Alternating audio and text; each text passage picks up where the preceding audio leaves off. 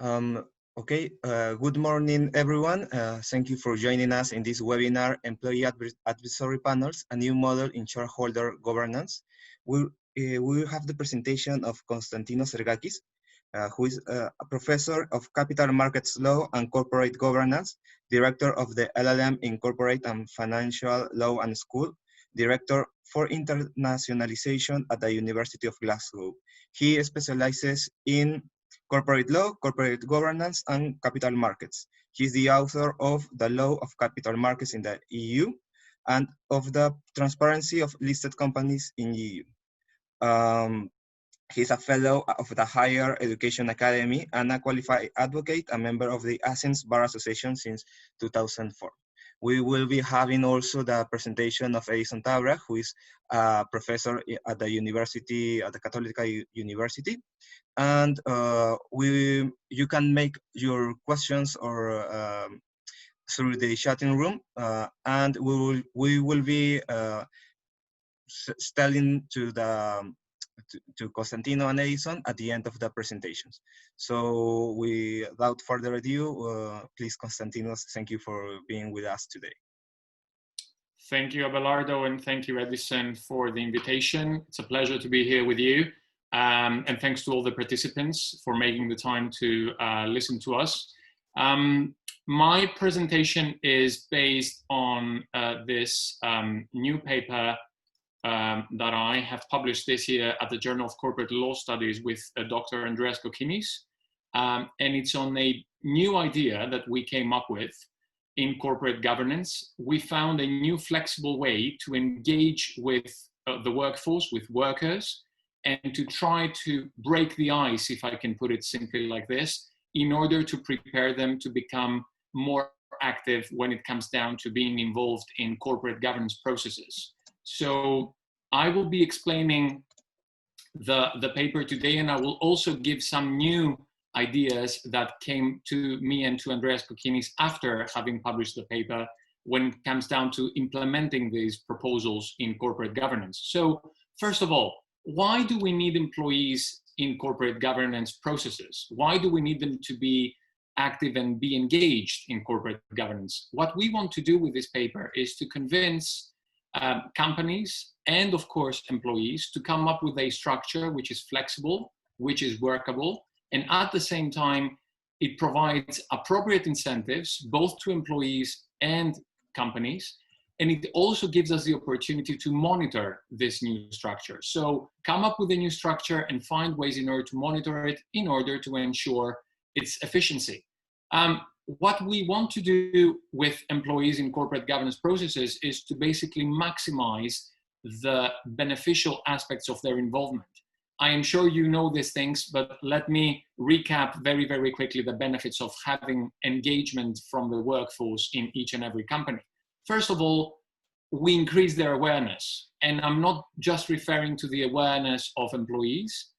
The awareness can be spread across all stakeholders. If other stakeholders see employees being involved in corporate governance, other stakeholders will be equally incentivized to do the same.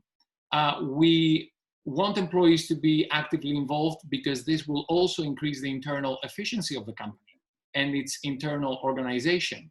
It will also bring a new perspective in board discussions. Now, let me pause for a second and remind everyone that when we refer to employee involvement in corporate governance, we do not necessarily mean employees sitting on boards. Employees can be involved in so many different ways. So they can be part of work councils, they can be part of other groups, and they can be also part of panels. Panels are a new proposal with Dr. 𝙎𝙬𝙀𝙀. So why haven't we seen more engagement from the workforce? Because according to the contractarian culture, employee engagement and employee participation is mainly seen as a governance cost.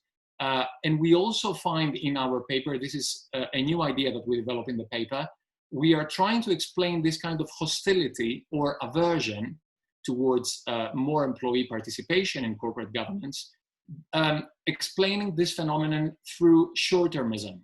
Companies that have a short-term focus, or even investors that may have a short-term focus, will not necessarily be incentivized to allow employees to be more involved in corporate governance.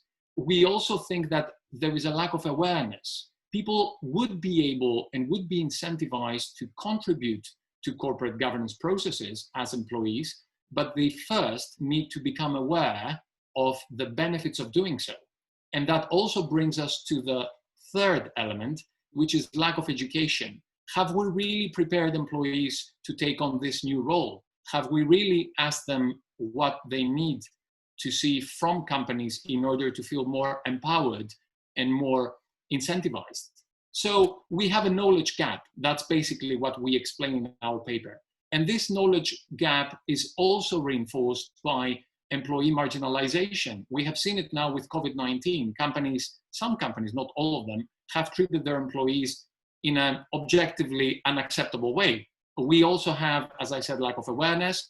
We also have lack of confidence. Even in companies that are employee share owned, we know that employees could easily go and sit on boards, but they do not want to because sometimes they're afraid. They do not feel comfortable with this scenario. And of course, sitting on a board, if not being involved in other fora in the company in order to contribute to corporate governance, means that these people will be directors like all the other members of the board. So we need to break the ice. We need to incentivize them. The last problem that we see, and also in academic literature, is that this kind of dichotomy between shareholder and stakeholder governance has created an adversarial culture. It's always about them and us. The companies that exploit workers, or if they do not exploit them, they pay particular attention to shareholders, and the workers that keep on being vulnerable, workers that want to be involved, but they are not allowed to, or they are not encouraged to. We think that although these elements are true to a certain extent, because we have employee exploitation, we have scandals, they do not help us in order to move forward. Move forward, I mean, come up with new ideas, trying to build collaborative and not adversarial models in corporate governance. So what have we seen from politicians all this period? We see mainly arguments about redistribution of wealth. Politicians, it happened in the US last year. Elizabeth Warren, Senator Warren, proposed the Accountable Capitalism Act, and she advocated for a mandatory representation on boards by the employee pool of candidates at 40%. We find that although these measures and proposals are good in order to fight populism, because they do tackle income inequality, of course, and redistribution of wealth, they are not likely to be successful in the long term, because it's one thing trying to fight populism and drive the voters towards a more mainstream option, let's say, but we are not incentivizing actually these people, employees in this case, and for the purposes of my presentation today, to think about what they can contribute beyond this kind of wealth redistribution agenda. What I'm trying to say is that it's good for politicians. I am not so sure it's very good for corporate governance. Now, if we then move on to the UK, I'm not going to stick too much to the UK example, but let me just say this. The whole engagement with stakeholders and employees agenda became much more apparent in the UK following the Brexit referendum result. As you've all seen, the result was to, of course, for the UK to exit the European Union, and it did this year, but it was also interpreted, this referendum result, as an expression of frustration, frustration due to inequalities, or people felt that they were marginalized in society. And so the UK government, and more specifically Theresa May, when she became Prime Minister, she said that she wants a country that works for everyone.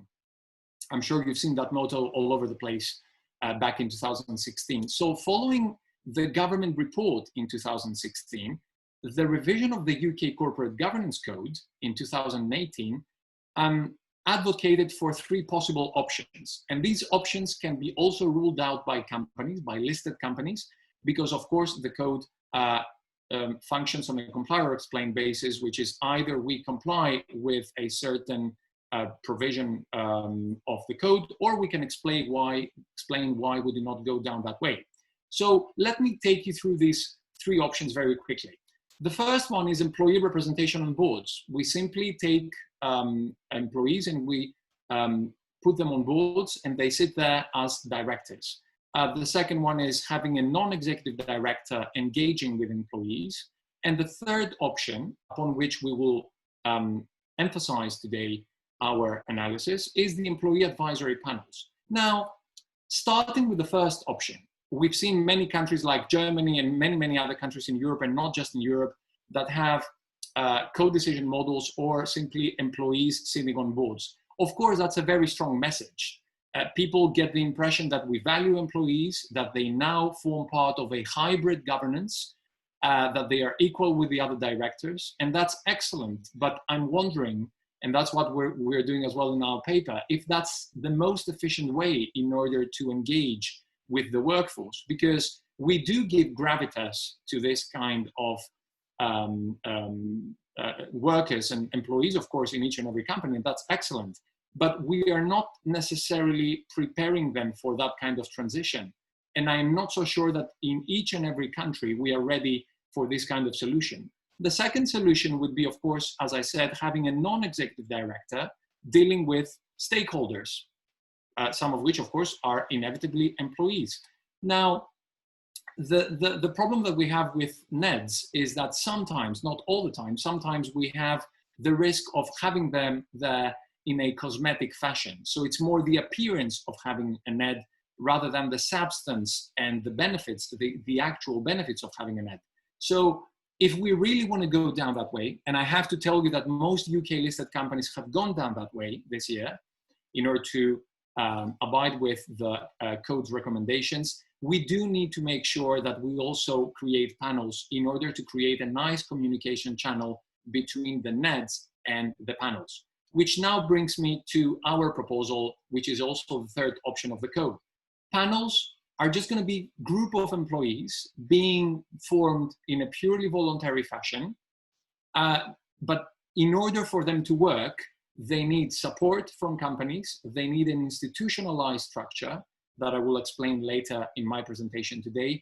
And we also need to make sure that we have a good communication between these panels and the boards. So panels are simply groups of employees and they can discuss whatever they want, and they purport to prepare these employees to eventually become more aware of corporate governance. And who knows, one day they may want to actually go and sit on the board of directors.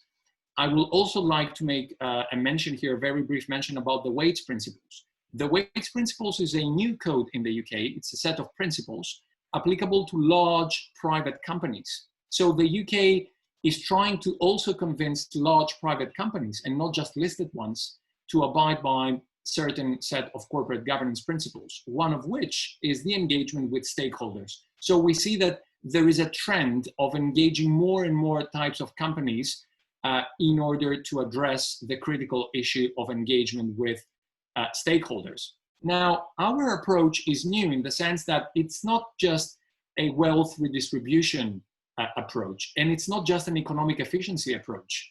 It's an organizational efficiency approach. Economic efficiency would be, let's make sure that the employees get something more in this discussion, as long as shareholders do not lose anything. But we do not just want to focus on monetary benefits. We want to see other kind of benefits. And we believe that organizational efficiency protects and maintains the status quo that we have of shareholder governance. It does not disrupt massively what we have gained all these years. Of course, we have to say here that shareholder governance is perfectible because it has many flaws. But if we adopt an organizational efficiency approach, we can also get and reap various benefits. So what we are trying to do is create something which is cost-effective for society and that it achieves a broader range of benefits.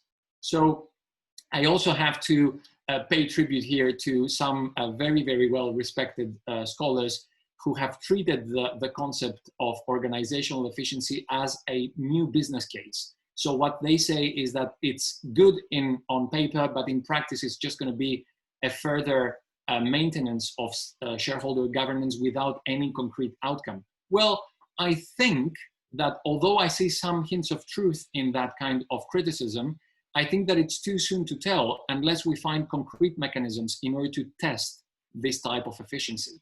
So let me now take you to this very quickly, to these additional objectives that we want to obtain with our proposal. It's not just about money. It's not just about monetary benefits. Of course, if employees become more involved in corporate governance, of course, we will grow the pie and benefits will accrue, but it's also about improving corporate reputation. It's also about inculcating a better corporate governance culture. And it's also about improving corporate citizenship. What we want to do is create a collaborative model.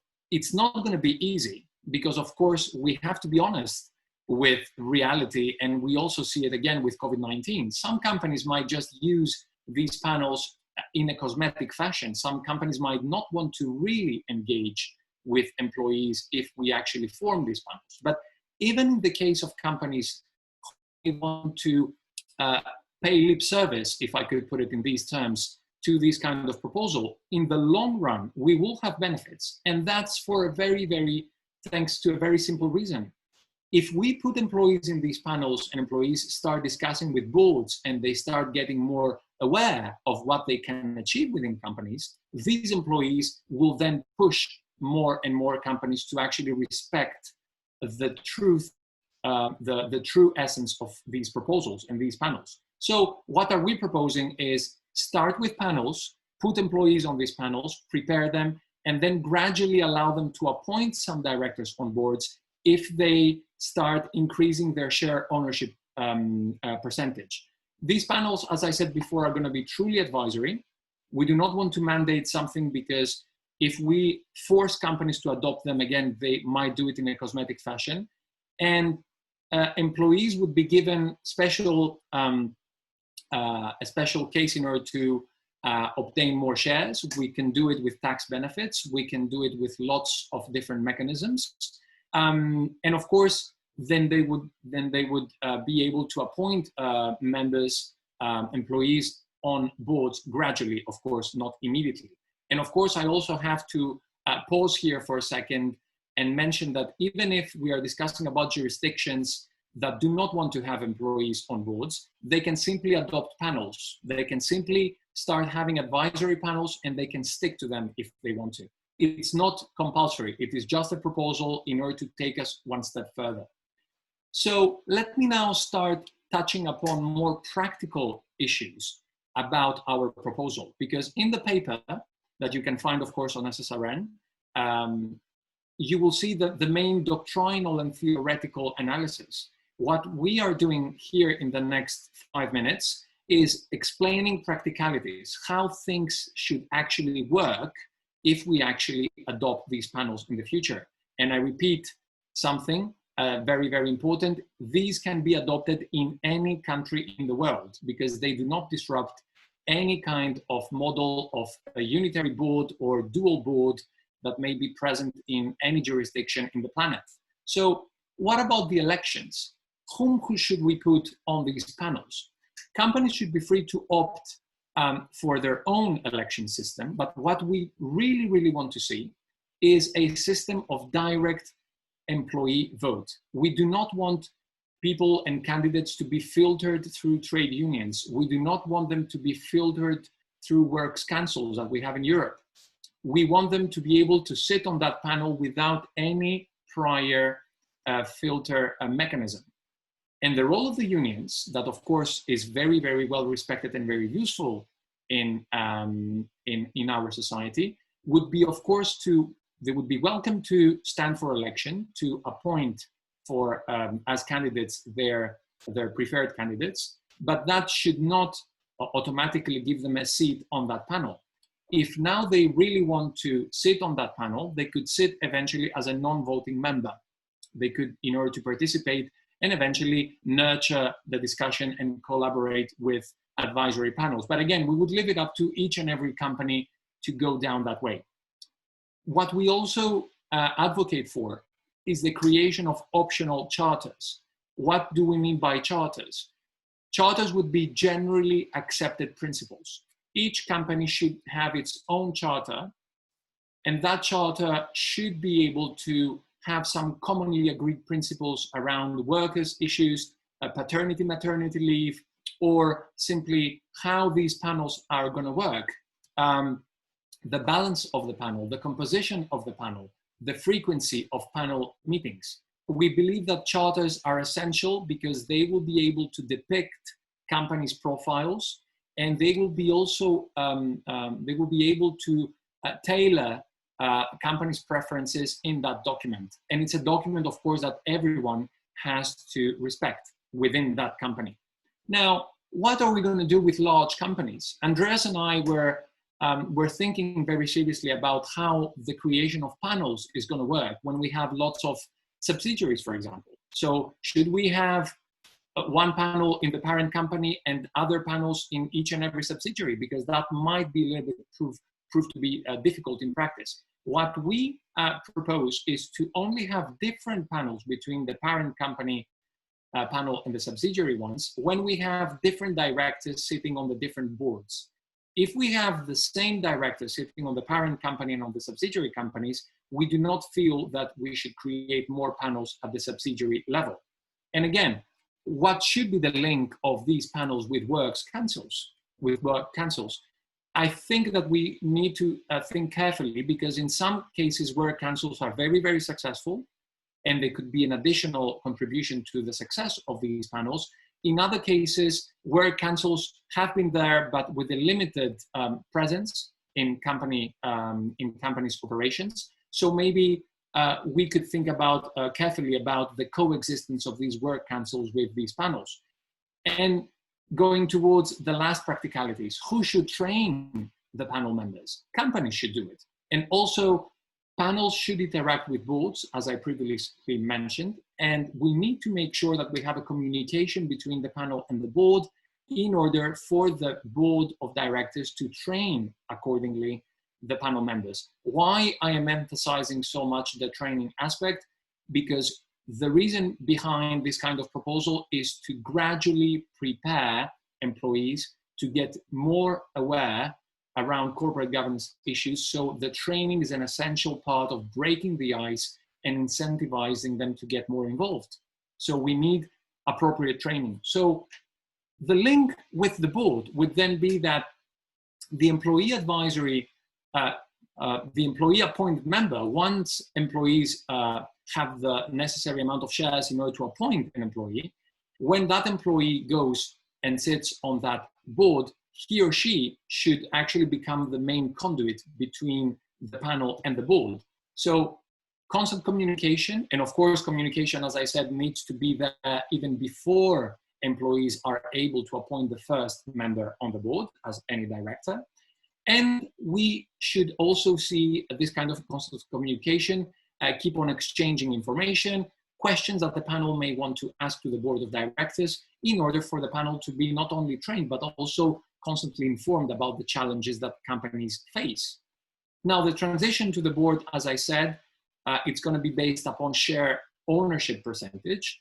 And we should start with one employee being appointed to the board of directors and gradually move towards 2 employees, but based on the incremental increase of share ownership by employees. Let me close my presentation, finish my presentation by saying this. I understand that forcing companies to accept employees on boards is not the easiest of tasks. And I also understand that advocating for employees to sit on boards is not always welcome in the same fashion across the globe. So I want to stress once again that our paper is not about putting employees on boards. It's about panels, because panels have this unique function of incentivizing employees to getting more involved in corporate governance. And I repeat our proposal, even if companies or countries do not want to go down that way and appoint employees on boards, that's absolutely fine. What we want to see, though, is employee advisory panels being introduced in a voluntary fashion, because this will start transforming employees' power, and employees will finally be able to voice their opinion differently. And who knows, one day we might be also accustomed to welcoming them on boards. Thank you very much.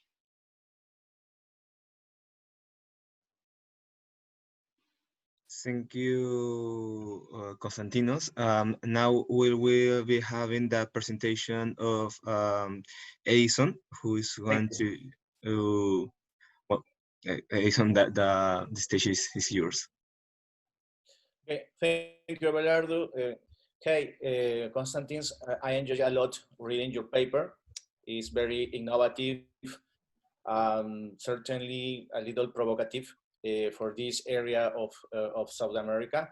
But I think this is the main focus of the university in this case, because we look to get ideas in order to get improved, and maybe for some very important thing, that is to improve the governance in companies. So in my case, I want to share some ideas about Peruvian perspective, and after that I will share some preoccupations about your work, and maybe giving some feedback in order to get improved in future research. Let me share my presentation.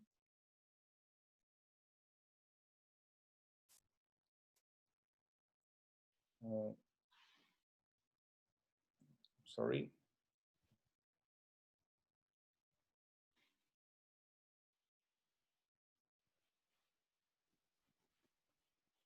Oh.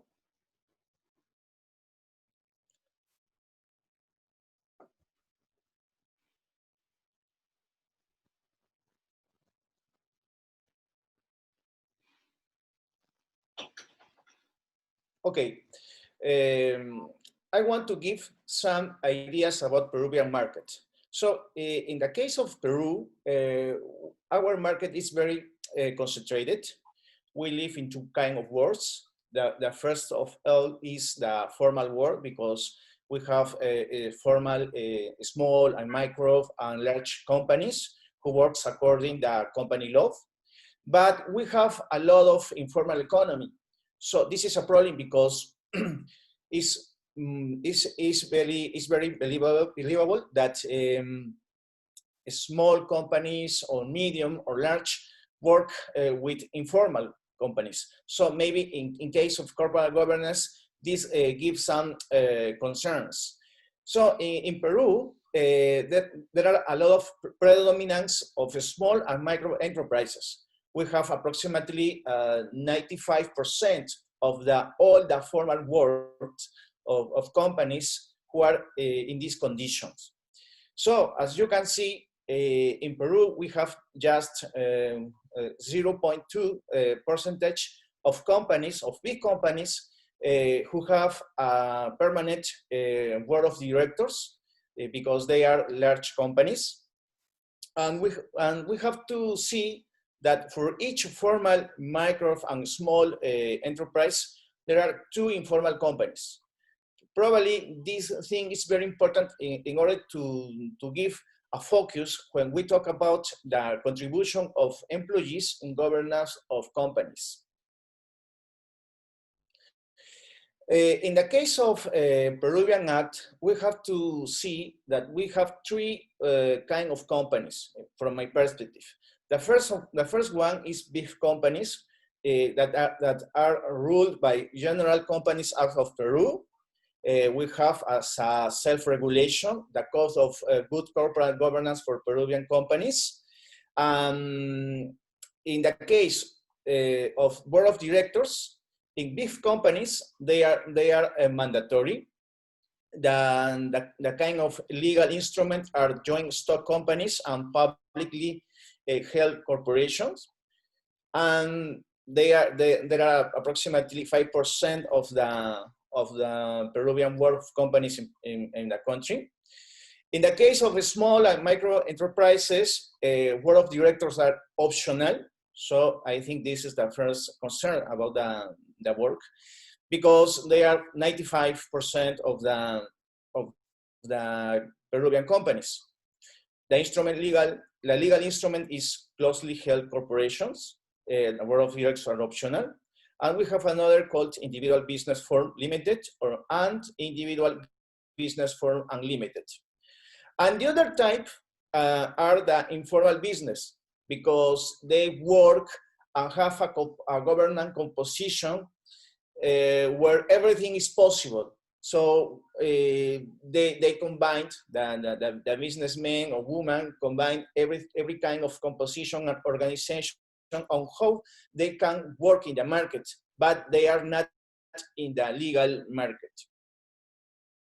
So in the case of corporate governance, I take the Aronson and Kim corporate governance system that they expose in the case of Asia, because they are a little similar than Peru. In the case of Peru, in contrast to UK system, we have that most of the companies have a controlling shareholder. This controlling shareholder practically moves and governs or rules all the companies. And our market is highly concentrated. And we have to see in this case that the government has a lot of state-owned companies where they are the principal shareholder. In the case of monitoring, we can see that just the government makes supervision in the case of large public companies, but in the rest, for example, companies, private companies, they just work and perform by themselves.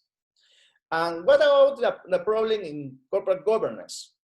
In Peru, in contrast to UK, there are a lot of oppression of minority shareholders, but because they are permanently looking to get more rights against majority rights owners. But what happened in Peru, especially controlling shareholders, rules all the organizations. Maybe they have oppressed the minority. So maybe this is another concern in the case of our market. What are the solutions to control this problem in our market? Well, this is in the case of government, or maybe in the case of the companies, the perspective is to get rules that protect minorities shareholders from controlling shareholder through self-regulation rules, or maybe state rules. But what happened in our market is that most of the rules are for large public companies. There are a lot of self-regulation, for example, in the case and use of corporate governance codes. But in my perspective is that in the case of micro and small companies, they don't have specific rules in order to control or in order to protect minority shareholders. So I think this is a point to get improved in the future in case of Peru. How about perception of employees in relation to governance? In Peru, employees are believed that they have to perform in production of business. This is because in our country, informally, we assumed that property are separated from management, and employees don't belong in these options, in these parts. They just work in order to get a salary.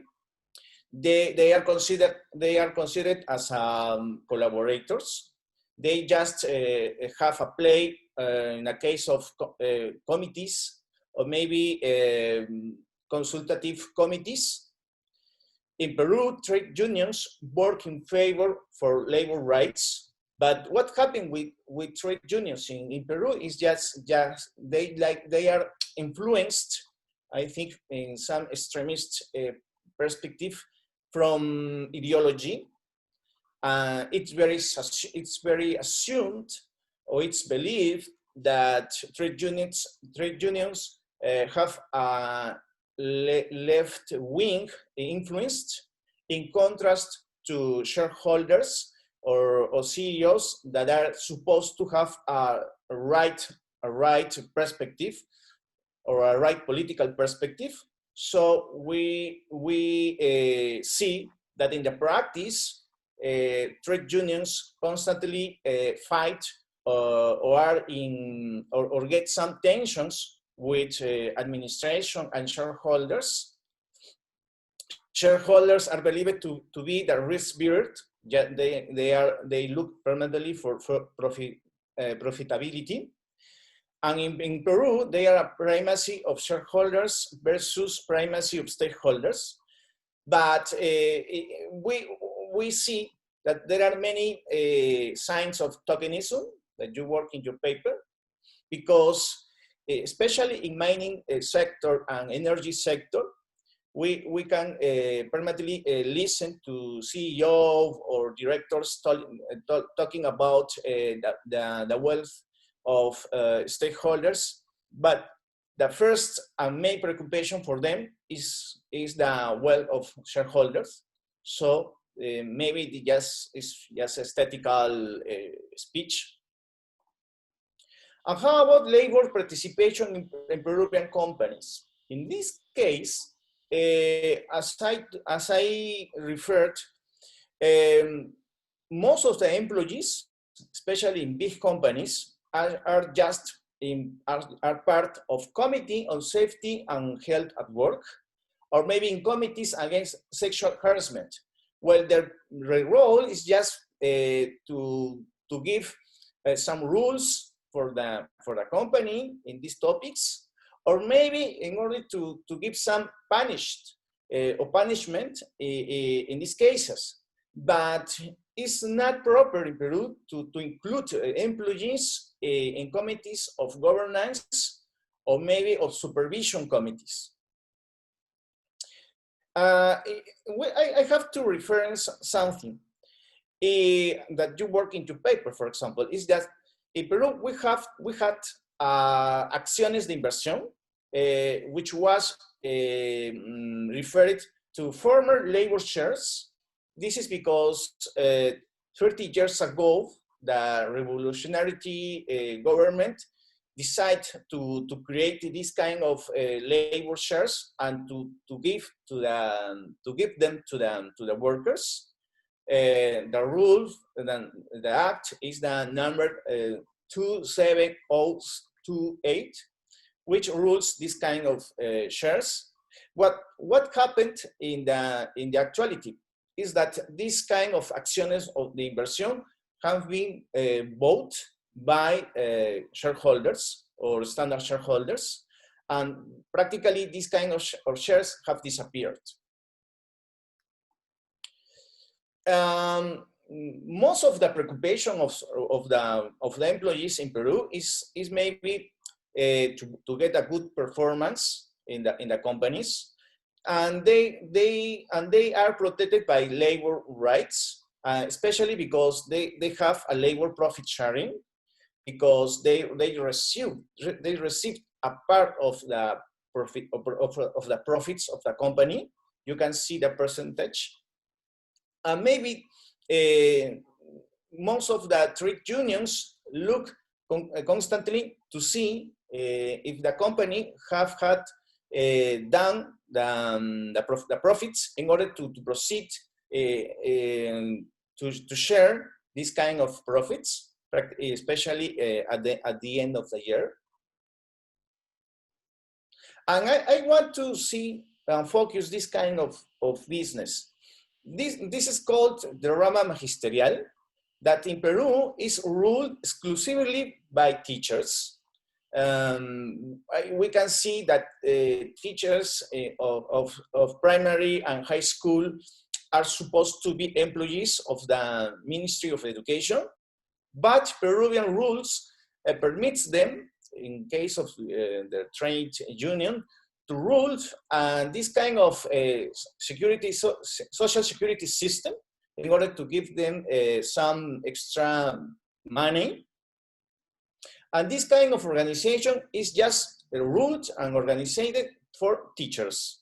So I can see that this organization is some original because there aren't shareholders. They don't look for profitability, and they look just social profits. But the original case, according to your work, is that they are ruled by employees. Probably in case of Peruvian boards, actually, most of the concerns and preoccupations are related to diffuminate and promote diversity in this kind of words. Actually, most of the concerns are related to include gender codes in the composition of the board of directors.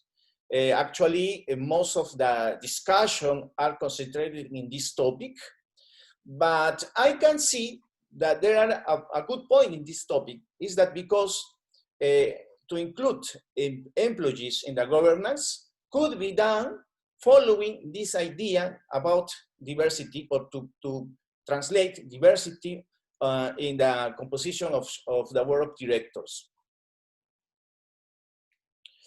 Efficient employee participation in Peruvian companies. According to Kokkinis and Sergakis papers, they proposed, in this case, the paper proposed interesting ideas. I can emphasize some of them. The first one is that the paper looks to get employees implicated at the ownership of companies. This is good because according to Jensen and Meckling, employees just have a productive perform, but they are not part of the property or administration. And this paper is very provocative because tend to implicate them in the ownership of the companies in the long term. They look to include and work and transformation social culture because in my point of view, the papers try to give another perspective of employees. The perspective of employees maybe tries to see that employees employees could be a good shareholders, or could be a good directors. So this is difficult to understand in Peru because we are not familiar with this idea, but maybe in trade unions could be accepted, or maybe could be included in these policies. In the research, we can see that it follows a roadmap. The first thing is to establish a formal advisory panels where the employees can give opinions about the governance of companies. But this is the first stage, because at the second, or maybe the transition, employees will be included in the management. But the first thing is that they have to learn and to be educated and hope to be a good directors. So the paper is very interesting because don't put or don't change the things dramatically. They want to give some transition time. And what is the main focus in the paper is that is to have employees as part of share ownership.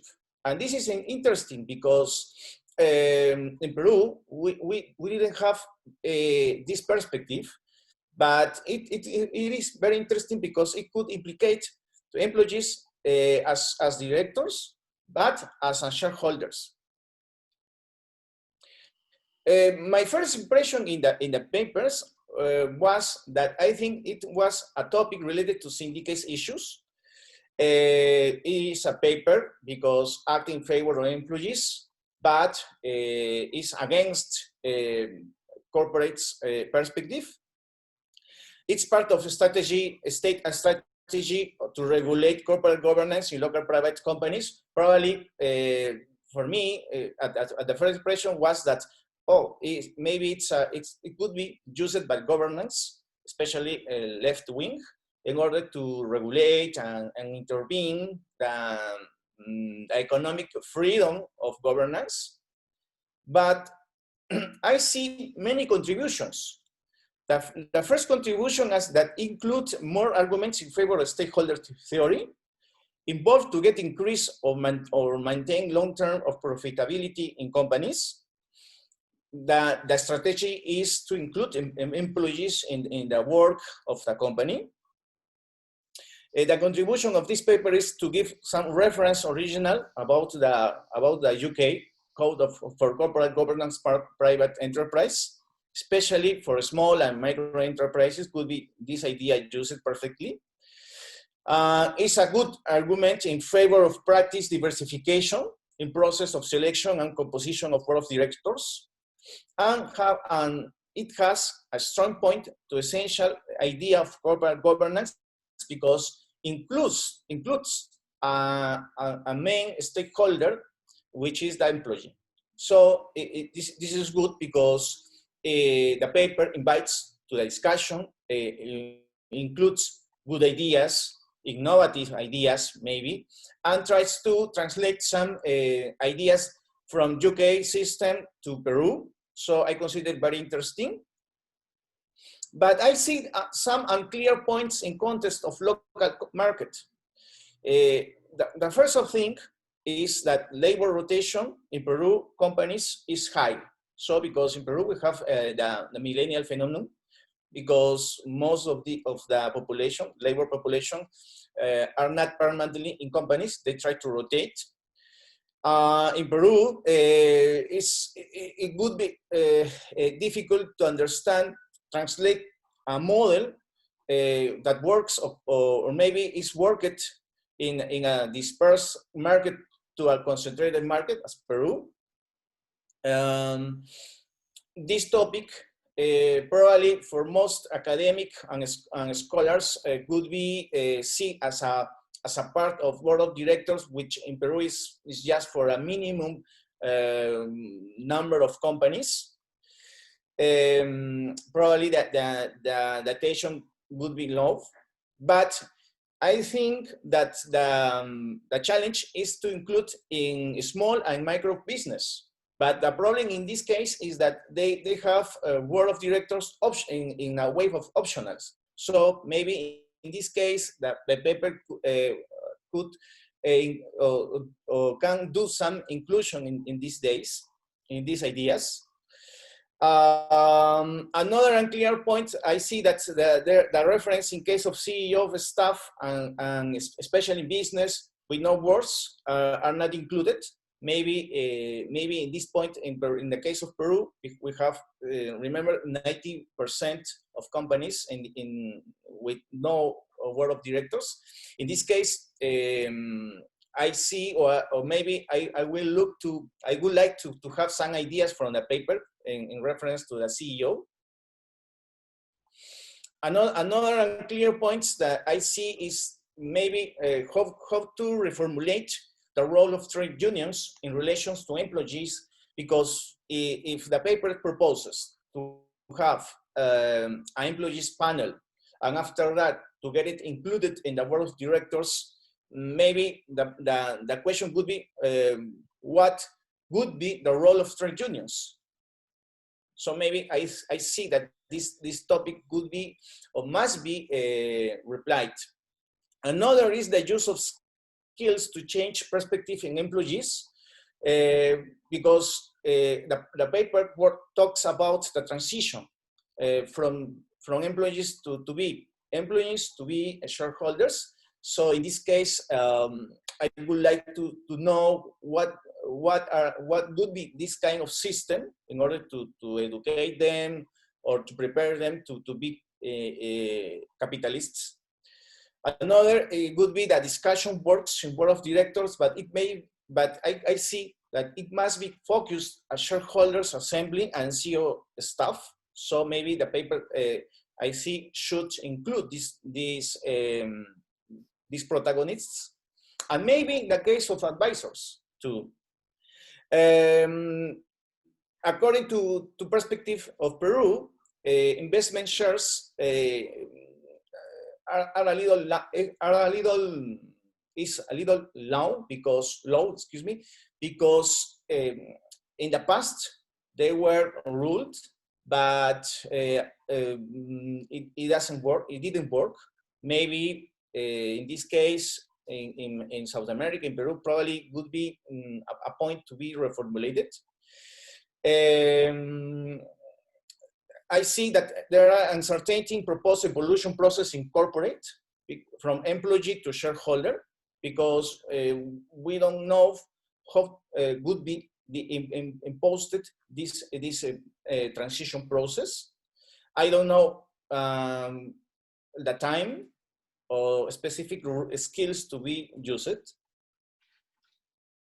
but we are optimistic because the post-COVID-19 scenario may create conditions for companies to reformulate relations with employees.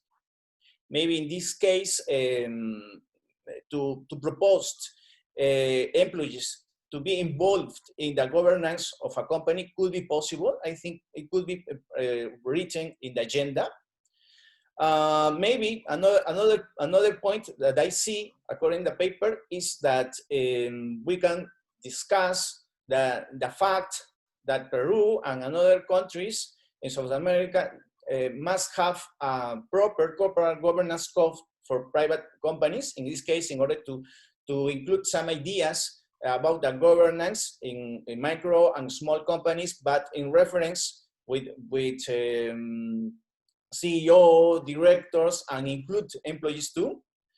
I personally, and finally, think that the idea to include employees in the governance is good, but from my perspective in Peru, that I consider that it could be a little far. So maybe maybe in the long term, it could be complicated, but maybe an intermediate solution could be to include some employees representative as part of independent directors. Maybe in this case would be possible, because actually we lived a kind of fashion or a kind of fashion where the criteria of diversity and inclusions are constantly invoked.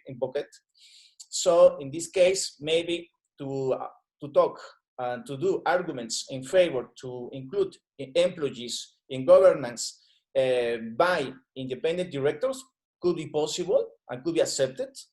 And maybe it would be more acceptable in the market, in the local market. Well, thank you. I hope my ideas were understood. Thank you so much. Thank you, Edison. Thank you, Edison. Thank you, Konstantinos.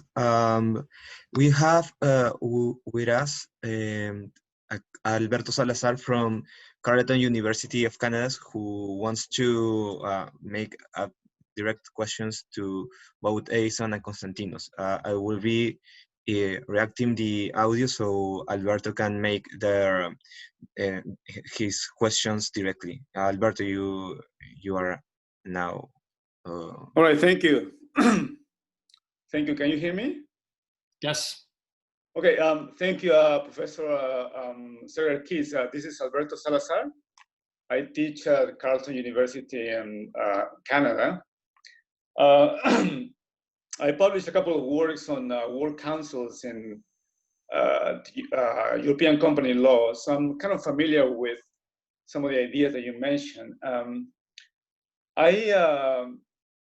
I guess I have several questions about your proposal.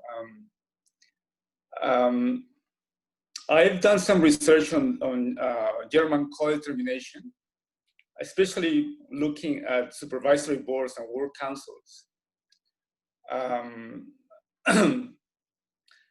The proposal that you're putting forward, this voluntary employee advisory panel, seems to be quite intriguing, I would say, because when I look at the German case, I studied several cases of work councils. And as you probably know, as you know, work councils are legally required in Germany. The Work Constitution Act set out very specific rights and obligations of work councils. Work councils have a long tradition in Germany that works along with supervisory boards where employees have a seat. They usually control 30% of the voting in supervisory boards. And they work in conjunction with unions outside the company as well. And work councils, of course, are very widely practiced across Europe. And I guess after the 2018 corporate governance code was introduced in the UK was trying to resemble this long European tradition of co-determination. Now, when I studied the work councils in Germany, I found several interesting problems there. Even though it's legally required and it has a long history, work councils still struggle to, for example, have voice or a say on executive pay, setting wages for employees. Even when the work constitution grants them rights to, for example, be consulted on mergers and acquisitions according to section 110 of the Work Constitution Act, even in those contexts where they have all the legal powers to be consulted, they struggle because management and shareholders, especially institutional shareholders, really oppose to really follow everything that the work councils propose. So the reason I mentioned this example is that in a country where co-determination is such a strong, powerful system with a long history, in which workers work really fairly well, and Germany is, of course, the largest economy in continental Europe, and yet the work councils and employees have some serious challenges. So when I place your proposal in that context, I wonder that a voluntary employee advisory board comes very, I guess, problematic, because you're proposing a voluntary system in which companies are not required to set up an advisory panel, where probably the employee advisory panel may not have as many rights as a work council will have in Germany or in other countries like the Netherlands, for example, or even France.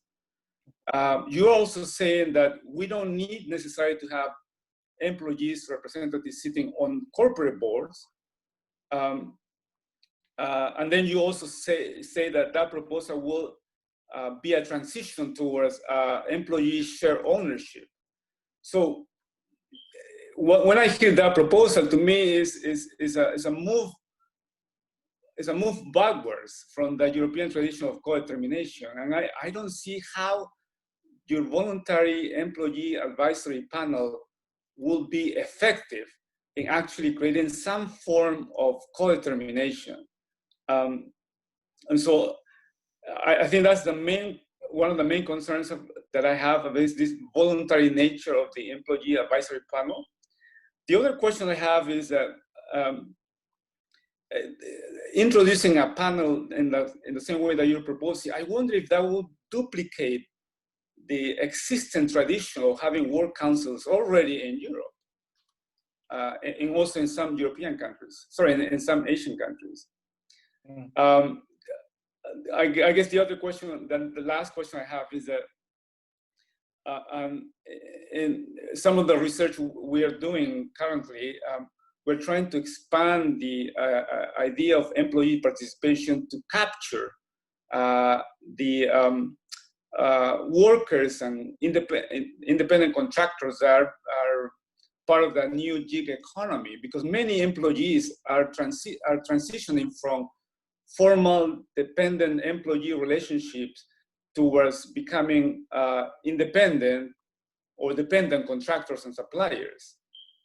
So we have many workers, former workers, are becoming now contractors in the new gig economy and with a new industrial revolution.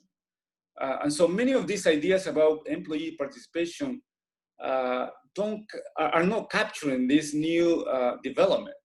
And I just wonder if the employee advisory panel idea that you're proposing is also considering the new working class that is emerging in the gig economy. Anyway, so some of the questions I have, but let me just say that I really enjoy your presentation and the paper. I think it's very provocative. It's really trying to explore alternatives to perhaps the difficulties in the UK in implementing this sort of English style of co-determination that is probably prevalent more in Europe than in the UK. Thank you so much. Thank you very much, Alberto. Do I have a couple of minutes, Belardo and Edison, to reply to Alberto's very valid points? Thank you. Alberto, thank you again. Let me start with the third question. So gig economy and contractors. Absolutely, it was not, of course, our intention to include this kind of facet of this new landscape, because we were more concerned about trying to solve the existing problems with corporate governance as we know them so far. I would not exclude employee advisory panels to just become advisory panels and also include contractors. That would be a good idea, because it's not your status as an employee that should be the only determinative criterion in order for you to be part of that panel. Again, because this is voluntary, so companies can shape it in whichever way they want.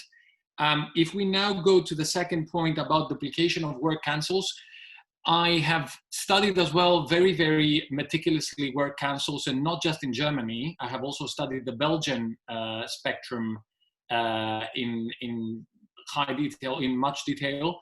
I can tell you that the main problem with work councils is that they tend to differ from country to country in terms of what they can discuss, of what they can decide. In some countries, they have large powers. In other countries, they have very limited powers. So that does not actually help us to understand exactly the fact that they should be our priority for reform. Because someone could tell me, why don't we just give more powers to work councils across Europe and forget your idea about the panels? But exactly because work councils are dependent upon national legal traditions, they do not work in the full spectrum of efficiency that we would like to see them. And that's why we are proposing panels, and that's why we have a voluntary facet on these panels. And in order to address your first very interesting point, is something that we have discussed immensely with Andreas when drafting our paper. Well, that's the problem. That's the problem when we have mandatory provisions in law.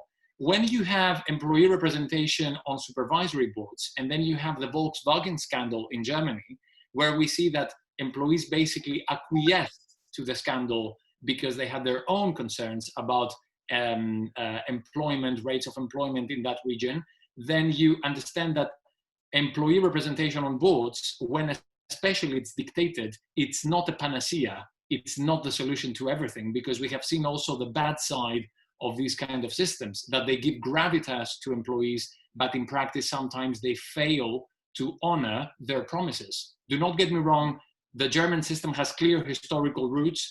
And of course, many countries have moved towards the German system across continental Europe. But what we are trying to do is we are trying to go beyond what is legally required. We are not interested in basically replicating another legal requirement. What we want to do is incentivize people to come together and create something new.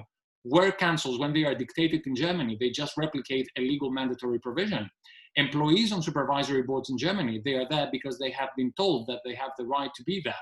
But no one has ever prepared all these people to function in a truly efficient form in work councils or in supervisory boards. I would even tell you something And I will close with this last point, Edison, right now. In systems with co-determination, we can have employee advisory panels because they can only render work councils even more efficient, because panels would discuss everything, not what work councils are allowed to discuss in some countries. So panels would have a broader discussion spectrum, and they would also allow these employees, when they will actually have the right to sit on the supervisory board, to arrive on that board much, much more prepared. And when we are discussing now about countries that do not have co-determination system, so they have simply never allowed or dictated, employees not allowed, dictated, rendered mandatory this employee participation on boards, we would ask these countries to think about these panels, and of course companies, because it's going to be a voluntary function, in order to have this kind of transition phase. Edison also mentioned the state-owned companies. Well, Edison, I know exactly what's going on with state-owned companies, because that's what we have in Greece, in my native country. State-owned companies are the only type of companies that they can have employees on their boards. Excuse me, they're required to have employees on their boards, and not any other type of companies. But again, there is a huge adversarial culture around that kind of provision as well. Because again, state-owned companies, you can justify the presence of employees, but again, is it enough to have them there? Who has prepared them? Who has trained them to be there? So when they actually arrive, either they arrive late because they do not know exactly what they have to do, because the challenges that each company faces are sometimes greater to what they expect to see, if we haven't prepared them, I mean. And then second is, that's what happens when we dictate things in law and when we do not allow for an organic growth. Andreas and I want to see organic growth. We want, and Edison also mentioned the millennials. And so, you know, how would these things fit with the millennials? But that's what we want to do with the millennials. We do not want them to ask the trade union to nominate them or the work council to be filtered via those channels. Millennials want freedom. We want direct voting system to these panels. And millennials, I am sure that they would love our proposal. Exactly because, notwithstanding the remote way of work, millennials would see a direct voting system without having to pass from work councils or trade unions. It's a much, much more representative system because it's direct participation with no filters at all. I hope I answered some of your questions. And thanks again to Alberto, because the point you raised, Alberto, are exactly the points that we were discussing while drafting our paper with Andrea. So thank you very much again. Thank you. Thank you for the answer. Thank you. Konstantinos, maybe you can let me speak in Spanish some ideas about the research. Okay, thank you. Bien, la idea que el profesor Konstantinos ha querido transmitirnos a través de su investigación es algo innovador, y es principalmente de que hasta qué punto nosotros podemos incluir, ¿no?, a un grupo de stakeholders en el gobierno de la empresa que nosotros asumimos que son, digamos, parte de la empresa, pero que naturalmente, o por su función, no deben ser parte del gobierno de la empresa, que es básicamente discutir hasta qué punto los trabajadores, ¿no?, llámese en los diversos grados, llámese trabajadores con mando medio, mando bajo, pueden ser parte en el gobierno de una empresa. Y justamente aquí la perspectiva del profesor Sergakis es que a través de los paneles de trabajadores, ellos puedan participar en el gobierno de la empresa, teniendo una suerte de influencia digamos, en el directorio de la empresa, ¿no? Entonces, ahora, hay que tener presente que la perspectiva del profesor Sergakis es de que el directorio para el Reino Unido es el consejo de administración que aglutina el directorio y la gerencia. En cambio, en el Perú, como yo le mencionaba, es que el directorio va separado de la gerencia, ¿no? Entonces, pero la perspectiva que maneja es interesante porque propone de que los empleados puedan organizarse a través de estos paneles y puedan participar e influenciar en las decisiones que se toman en el directorio, en este caso. Y eso es importante porque hasta ahora se cree que ellos no deberían ser parte en el gobierno de la empresa, y la única influencia que tienen es de a través de los sindicatos o de sus comités o de sus representantes trasladar sus demandas para que el directorio tome esa decisión. Entonces, aquí es interesante este punto porque de alguna manera nos hace ver de que ya se está discutiendo que los trabajadores también deberían involucrarse en el gobierno de la empresa porque eso es una manera de promover su involucramiento en la actividad empresarial y eso de alguna manera disminuiría los riesgos de una baja productividad y que haga que la empresa se declare insolvente y salga del mercado. Eso es un poco a lo que nosotros nos referimos como el corto plazo, ¿no? Entonces la perspectiva es, si involucramos a los trabajadores en el gobierno de la empresa, llámese a través del directorio, esto va a generar un mayor involucramiento y una mayor productividad o mantener la productividad, ¿no?, por parte de los trabajadores. Y es más, va a incrementar la supervisión o el control hacia el gobierno de la empresa. Entonces, eso es muy interesante porque este paper propone, como ya lo mencionaba también Alberto, algo provocativo en el sentido de que en esta parte del mundo nosotros estamos muy influenciados por la idea de la primacía del accionista y hay ciertas resistencias a entender que también hoy en día la teoría del stakeholder pues también te propone incluir a otros grupos de interés, no solamente como beneficiarios, sino también como actores, ¿no? Actores activos en el gobierno. Y eso es algo muy interesante porque hasta cierto punto en el Perú, cuando hablamos de los grupos de interés, es mencionarlo como beneficiarios o como receptores de caridad, charity, pero no como un actor vivo, ¿no?, de decir, puede participar en el gobierno. Y un punto adicional que quisiera rescatar es que esto es como una primera etapa que el profesor Sergakis propone, ¿no? Que hay que convertir a los empleados también en actores vivos del gobierno o del gobierno de la empresa. Pero también a largo plazo, también hay que hacer de que ellos, no es que se conviertan en accionistas, sino que tengan la cultura de participar en el gobierno de la empresa. Eso es un poquito que lo que quería aclarar en el paper. O sea, él busca que en el futuro los empleados también se involucren pensando como accionistas, participando en el gobierno de la empresa con sus representantes directores, ¿no? Y esto de alguna manera va a hacer que la empresa, desde la perspectiva de stakeholder que maneja, ¿no?, digamos, tenga una mayor presencia o superviva mayor tiempo en el mercado.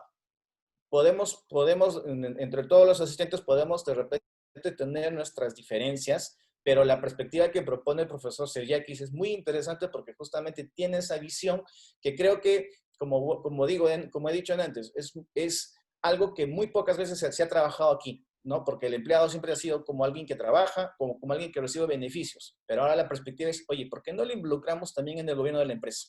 Oye, ¿por qué no solamente lo vemos como alguien que a través del sindicato nos pide reclamos? ¿Por qué no lo involucramos también en el grupo de gobierno, ¿no? I think your ideas, Konstantinos, are very interesting, are very impressive. So maybe, Abelardo, I don't know if we have more questions. We have Alberto Salazar has asked me if he can make another question. So Alberto, please. Well, thank you.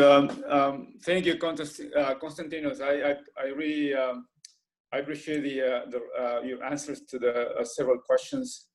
I think it's it's a provocative proposal. I must say that perhaps this is something for future research. I must say that I'm skeptical about the voluntary nature of employee panels or participation.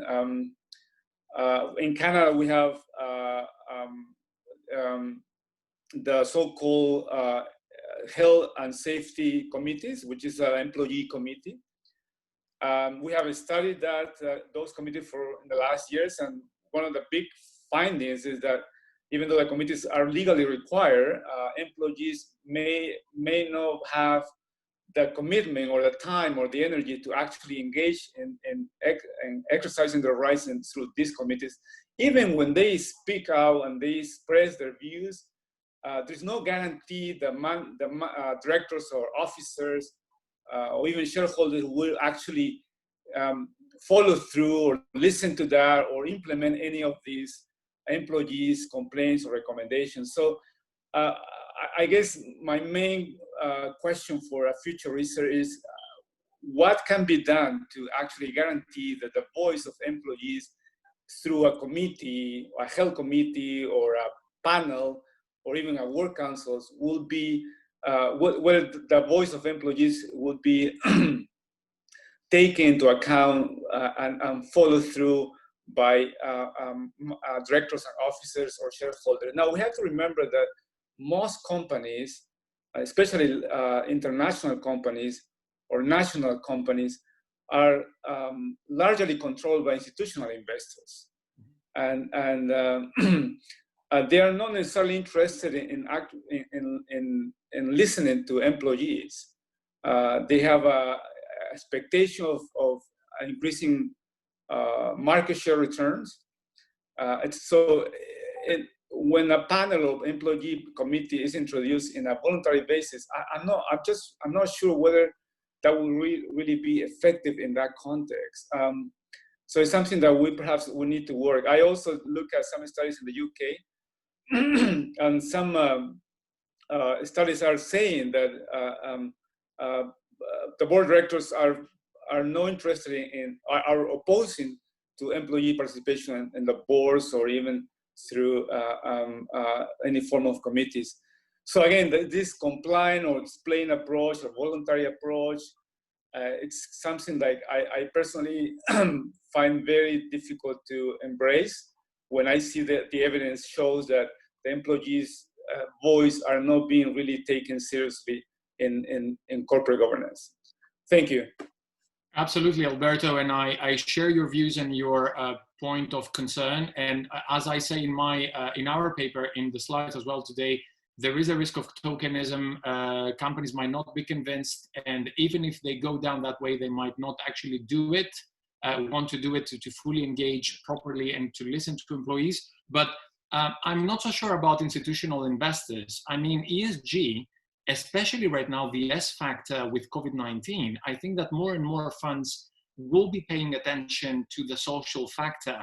And although I do agree with you that companies are not willing always to engage fully with their workforce, and some of them try to oppress them completely, the S factor is rising significantly right now. So maybe institutional investors might see these voluntary panels, exactly because they are voluntary and they are not legally dictated, as a first step in order to demonstrate willingness to do something different in one company. Again, as I said, companies might just create the panels in order to attract ESG funds. We do not know. But again, as long as we create them, I think that the benefits in the long term for employees are going to be far greater than just having work councils or employee committees dealing only with some topics, as you mentioned correctly, health safety or sexual harassment mentioned by Edison in Peru. You know, panels can discuss whatever they want. It's up to each and every company to shape these panels. So it is voluntary. So as a company, you also demonstrate that you want to do something about it. And then we will leave it to see how the whole thing is going to play out. I'm not saying it's an easy proposal, and I am not saying that I'm not aware of the difficulties in putting it in practice, but at least it's something new. And we need to come up with a new idea that fortunately does not take us back to the adversarial culture with trade unions, work councils, and boards keep on fighting each other, which of course is part of the history, but we need to come up with new collaborative models, not just adversarial models. Right. That's my humble opinion, but we can discuss further, the two of us, if you want to in the future. That would be for sure. Yeah. Thank you. No. Thank you very much. Thank you. Thank you. Thank you, Salazar. We have two questions from Consuelo Medina. She asked us about how does the stakeholder impact a company and how to implement stakeholders relationship management. And also, I want to, well, this is a question from me. I think it's really interesting what you're saying about leaving the adversary culture, but because now we have, at least in Peru and I think in Spain and well, Latin America, this compliance culture. I mean, there is now a lot of interest in compliance. And one of the things that we teach in our master program is that compliance is a program of compliance will not be successful unless you have a cultura de cumplimiento, which means that you have to have your workers believe in that compliance program in order to be successful. So yes, the panel advisor, this panel of workers can make that the compliance or the program of compliance to be successful, and because it's also the interest of the worker. And now more than ever that the company will be still alive, because now we have this economic impact due to the COVID-19. So I think we are now in a really interesting time to leave behind the adversary culture and to be this culture where workers and employers can discuss, can integrate their common interests. Sorry. Thank you, Abelardo. Going back to the first question, how can stakeholders influence management? Let me be clear on one thing. We are not proponents of stakeholder governance. I'm sure you have understood this thing already. And we are not advocating for forced hybrid governance. We are not forcing employees to sit on boards, right? So we believe that shareholder governance is what it is. It has a lot of flaws, but it can be enriched with voluntary developments and of course with employee share ownership schemes. But stakeholders in this flexible framework that we are trying to create can improve management by bringing new ideas into the boards. Again, we are maintaining panels in a flexible fashion exactly in order not to force anyone to do anything. It's just an organic growth depending on each and every company's profile, size, needs, and strategies. And resilience, talking about COVID-19, resilience to crisis and to pandemics. And we think that it's much better to start integrating stakeholders within corporate governance processes via these kind of flexible systems instead of just forcing them to sit on a board, because we know that most probably what's going to happen is that unless we prepare them and unless we inculcate this new culture, these people, they might sit on a board as directors, but they might not be able to influence the board as they should. Something else that I want to say is that if you put directors on a board coming from the employee pool of candidates, we do not want to see employee directors representing employee interests. We really want to see people sitting on these boards, being an employee and being now a director as well, but representing and having an overview of the whole range of corporate governance challenges. That's the main challenge that we have to face. That's our main target. And going now to Abelardo's point of view, that's what exactly panels and voluntary efforts create as a benefit. You create the culture organically. You are not dictating the fact that companies now in Peru or in whichever other jurisdiction need to comply with a set of principles. It's a question of incentivizing people to come together. We know that they have been fighting each other for decades, if not centuries, but the COVID-19 has shown us that now more than ever, we need to come together and find solutions. I am not saying that it's going to be easy. And I'm not even saying that boards will listen to the workers, but at least boards now, they see that in order to be a truly resilient company, everyone needs to be on the same boat. So if everyone needs to be on the same boat, we need to find flexible, adaptable, and tailored structures according to each and every company's profile and needs in order to make this work. And that's how you get the true compliance culture. It's not just about, dictating, I am complying with the corporate governance code of Peru and I do not need to provide any more information. You need to make sure that they respect the spirit and not the letter of the code. In order to respect the spirit, you need transformation of culture.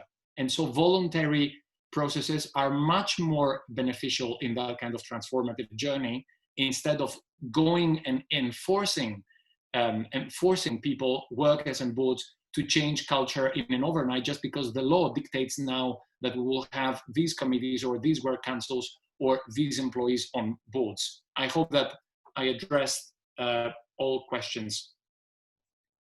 Yeah. Okay.